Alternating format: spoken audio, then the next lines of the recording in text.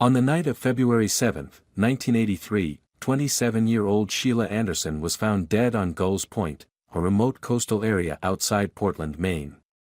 Sheila, who was known to work in the sex trade, had been violently struck by a car, run over multiple times, and left for dead. Red paint fragments found on her clothes indicated the make and color of the vehicle involved, but the suspect was never located. In 2009, police announced they had developed a DNA profile from crime scene evidence, a rare breakthrough in cold cases, but no match has ever been made. Sheila's murder remains one of Maine's most notorious unsolved cases. Her family and investigators continue to search for answers, hoping that one day, the DNA evidence will bring justice. Detective Marcus Reeves rubbed his tired eyes as he stared at the decades-old crime scene photos spread across his desk. The harsh fluorescent lights of the Portland Police Department's cold case unit cast a sickly glow over everything, making the images of Sheila Anderson's broken body somehow more grotesque. 26 years had passed since her murder, but time hadn't dulled the brutal reality captured in those photographs. "You still here, Reeves?" Lieutenant Hayes's gravelly voice broke the silence. Marcus looked up, realizing it was well past midnight. "Just going over the Anderson case again. The DNA results came back last week." Hayes leaned against the doorframe, coffee mug in hand. And nothing. No match in any database."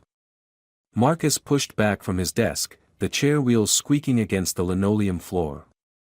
26 years, and we're still at square one. "Maybe it's time to let this one go," Hayes suggested, not unkindly. "Some cases just don't get solved." Marcus shook his head. "Not this one. I promised her sister I'd find who did this." The lieutenant nodded, understanding the weight of such promises. "Don't stay too late. Even cold cases need fresh eyes." He disappeared down the hallway, leaving Marcus alone with the ghost of Sheila Anderson. February in Maine meant bitter cold and early darkness. As Marcus drove along the coastal highway toward Gulls Point, sleet pelted his windshield. The rhythmic swish of the wipers matched his heartbeat. He wasn't sure what he hoped to find at the crime scene after all these years, but something kept pulling him back. Gulls Point was a desolate stretch of rocky coastline, mostly abandoned in winter. During summer, tourists might venture here for the dramatic ocean views, but in February, only the occasional fisherman or troubled soul seeking solitude would brave the harsh elements. Marcus parked where the asphalt ended and continued on foot, flashlight in hand. The beam cut through the darkness as he made his way down the same path Sheila had walked that final night. The case file said she'd been spotted by a local fisherman around 8 p.m., walking along the road that led to the point. By 10:30 p.m., her body had been discovered by a couple seeking privacy in their car, her blood already freezing on the cold ground. The wind howled around him as he reached the exact spot where she'd been found. Marcus closed his eyes, trying to picture that night.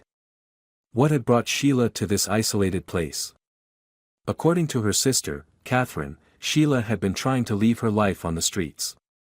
She had an interview lined up at a diner the very next day. His phone buzzed in his pocket. Catherine Anderson's name flashed on the screen. "Marcus," she said when he answered, her voice tense. "I found something in Mom's attic. Some old letters of Sheila's. I think you should see them." 40 minutes later, Marcus sat at Catherine's kitchen table, a bundle of yellowed envelopes before him. The sisters had looked remarkably alike, same auburn hair, same heart-shaped face, but where Sheila's photos showed a wary vulnerability, Catherine's features were hardened by grief and determination. "I was cleaning out Mom's things," Catherine explained, pouring coffee into chipped mugs. "She passed 6 months ago." "I'm sorry," Marcus offered. "I didn't know." Catherine waved away his sympathy. She never got over losing Sheila. Carried that pain right to the end. She pushed the letters toward him. "These were hidden in an old jewelry box. They're from someone named Thomas. No last name, no return address." Marcus carefully extracted a letter from one of the envelopes. The handwriting was neat, precise, educated. Not what he'd expect from Sheila's usual associates. "My dearest Sheila," he read aloud.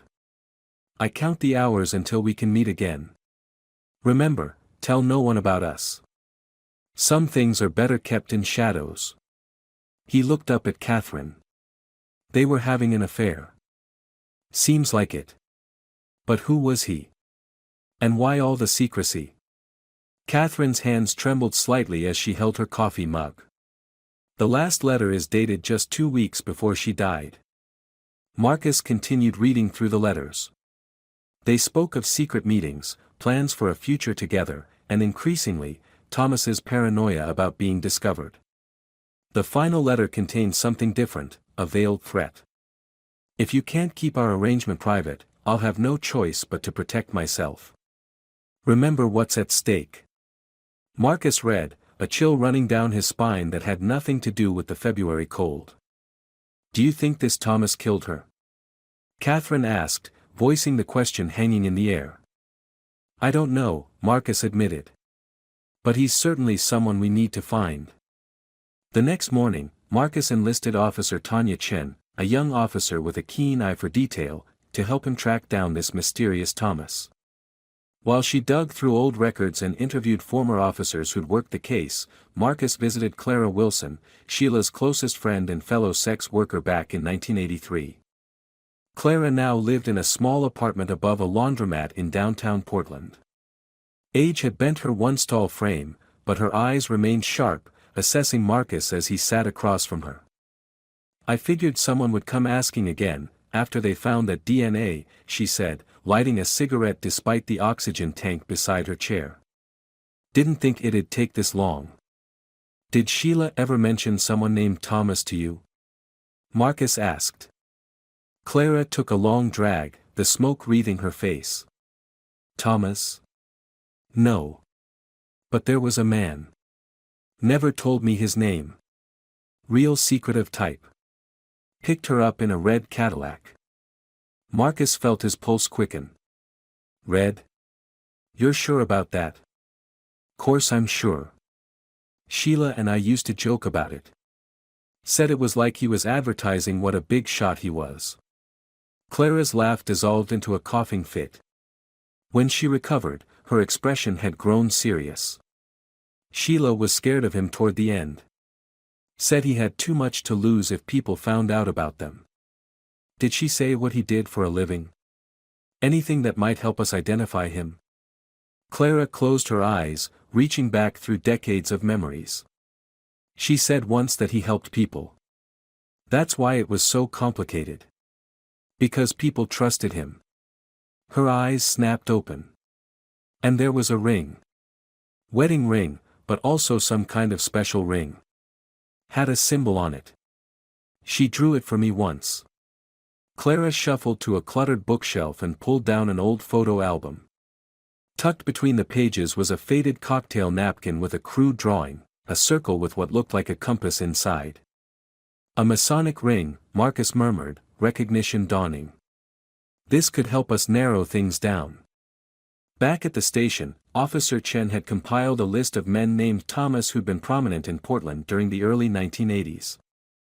"I focused on men who were married, had professional careers, and might have had Masonic connections," she explained, sliding a short list across the desk to Marcus.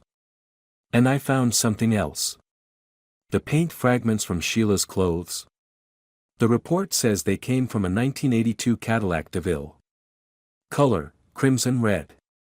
Marcus scanned the list, stopping at the third name. Thomas Ellsworth. District Attorney from 1978 to 1986. He looked up at Chen. A district attorney would definitely have too much to lose if found frequenting prostitutes. "And he drove a red Cadillac," Chen confirmed. "I checked the vehicle registrations from that period. Plus, he was a known Mason, pretty high up in the local lodge." "Where is he now?" "That's the interesting part," Chen leaned forward. "He died in 2008. Heart attack. Just months before the police announced they had developed a DNA profile." Marcus felt the familiar mix of excitement and dread that came with a potential breakthrough. Convenient timing. There's more, Chen continued. His widow still lives in Portland.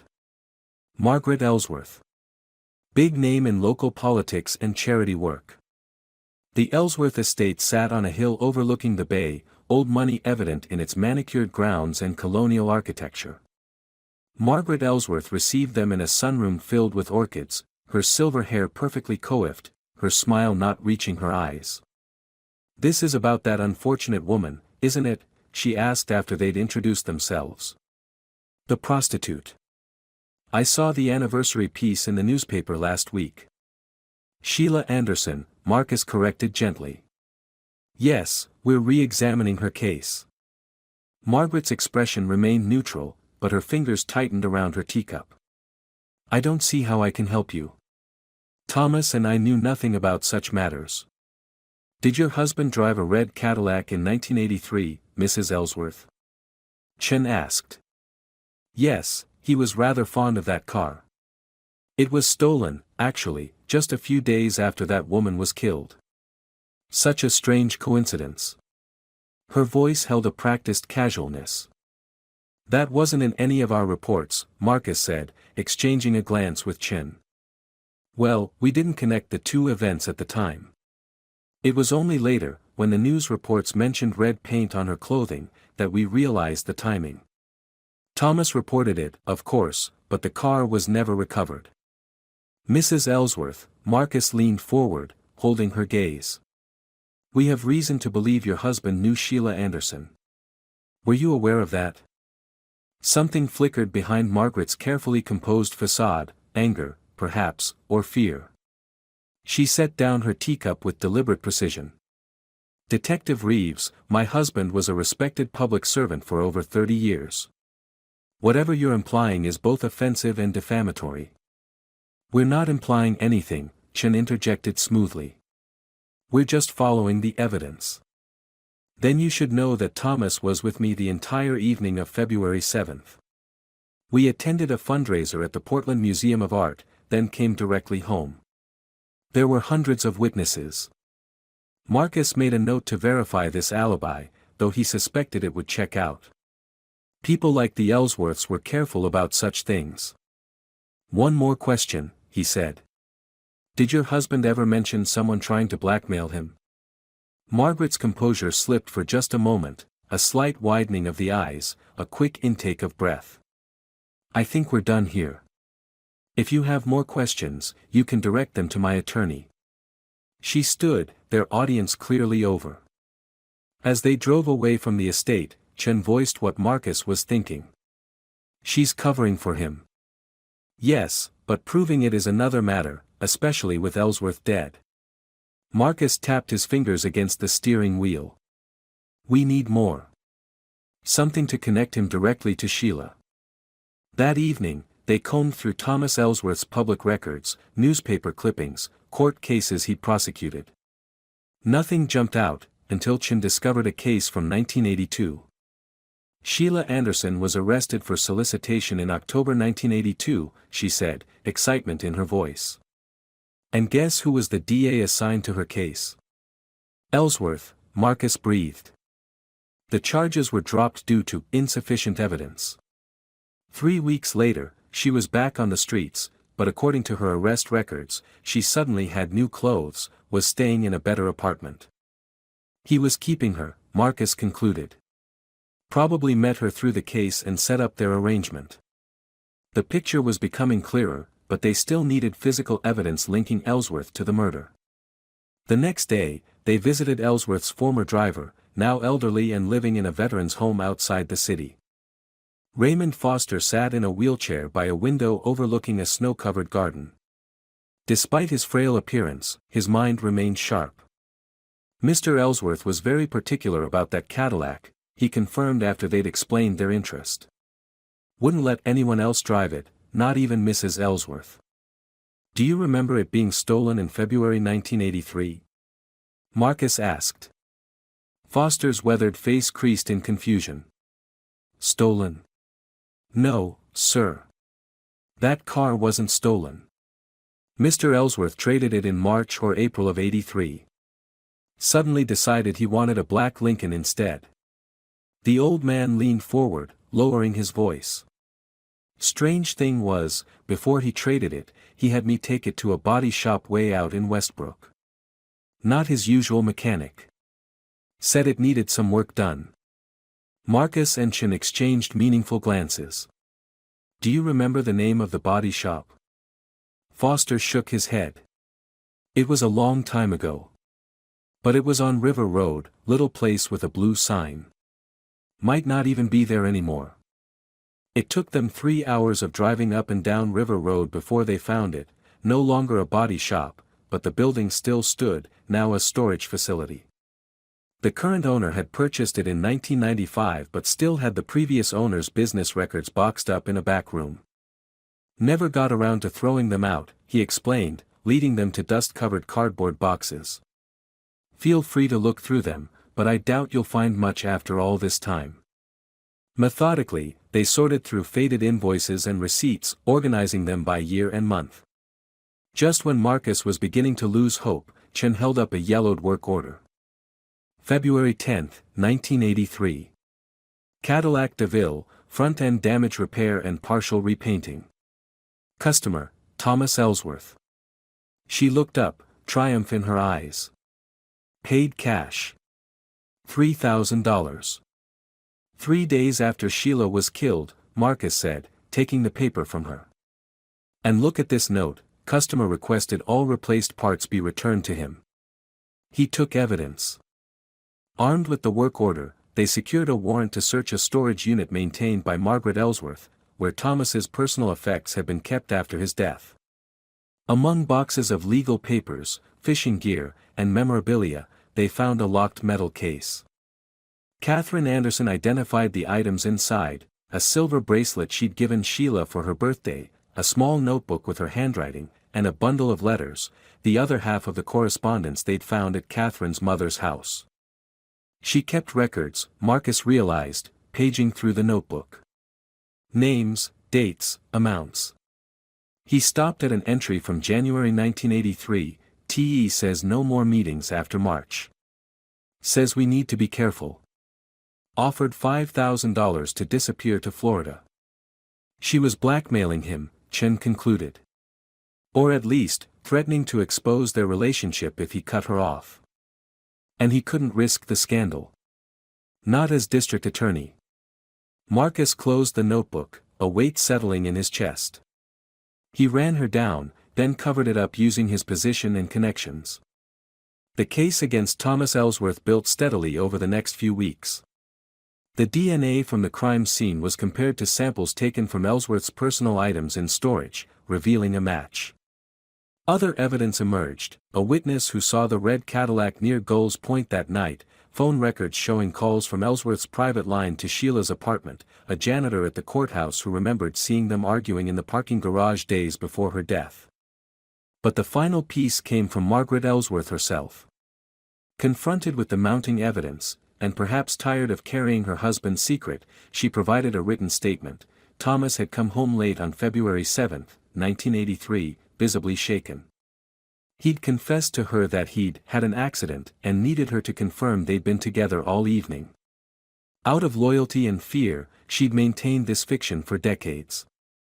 On a cold day in March, exactly 26 years and 1 month after Sheila Anderson's murder, Marcus stood with Catherine at her sister's grave. A simple headstone, weathered by Maine winters, marked the spot. "It doesn't bring her back," Catherine said quietly. "But at least now we know." Marcus nodded, understanding that justice, when it came decades late, was a complicated thing. Thomas Ellsworth had lived out his life, respected and free. His reputation would now be posthumously destroyed, but he'd never face a day in prison for what he'd done. "What happens to Margaret?" Catherine asked. "Obstruction of justice charges, probably. But given her age and the circumstances, she'll likely get a suspended sentence." Marcus sighed, his breath visible in the cold air. "The DA's office is more focused on closing the case than punishing her." They stood in silence for a moment longer, the wind rustling through the cemetery's bare trees. You know, Catherine finally said, Sheila would laugh about all this. She always said the truth had a way of surfacing, no matter how deep you buried it. As they walked back to their cars, Marcus couldn't shake the feeling that something still wasn't right. The case seemed solved, all evidence pointed to Thomas Ellsworth. Yet certain details nagged at him, the precision of the crime, the calculated cover-up. It seemed almost too perfect for a crime of passion. One last thing, he said as Catherine prepared to leave. Did you ever meet any of Thomas Ellsworth's associates? Anyone who might have known about his relationship with Sheila? Catherine thought for a moment. There was someone. She only mentioned him once. Said he was Thomas's friend, helped arrange their meetings sometimes. She frowned, trying to recall. Richard, I think. Or Robert. Something with an R. Marcus made a mental note to check Ellsworth's known associates. Perhaps this mysterious R had played a larger role than they realized. Perhaps Sheila's case wasn't as closed as it seemed. Driving back to the station, he reflected on how cold cases were never truly frozen, just waiting for the right moment to thaw. And sometimes, what emerged from the ice was more complex than anyone had imagined. The DNA profile that had broken the case now raised new questions. While it had matched Thomas Ellsworth, there were unexplained anomalies, hints of another contributor that had initially been dismissed as contamination. What if it wasn't?